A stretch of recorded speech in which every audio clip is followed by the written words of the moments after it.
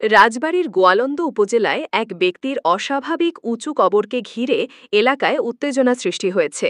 স্থানীয়দের অভিযোগ, প্রায় ১২ ফুট উঁচু এই কবরটি পবিত্র কাবার আদলে তৈরি করা হয়েছে, যা ইসলামী শরীয়ত বিরোধী। মৃত ব্যক্তি নুরুল হক ওরফে নুরাল পাগল, যিনি একসময় নিজেকে ইমাম মাহদি দাবি করে বিতর্কিত হয়ে গত ২৩ আগস্ট মারা যান। তার ভক্তরা তাকে নিজ দরবার শরীফে মাটি থেকে প্রায় ১২ ফুট উঁচুতে বিশেষ কায়দায় দাফন করেন। এলাকার তৌহিদি জনতা এই কবরের ডিজাইন নিয়ে আপত্তি জানিয়েছেন।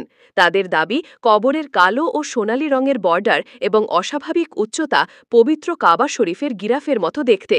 তারা মনে করেন এটি মুসলমানদের ঈমান নষ্ট করার একটি অপপ্রয়াস। তৌহিদি জনতা এই ধরনের বিভ্রান্তিকর কর্মকাণ্ডের বিরুদ্ধে কঠোর পদক্ষেপের দাবি জানিয়েছেন।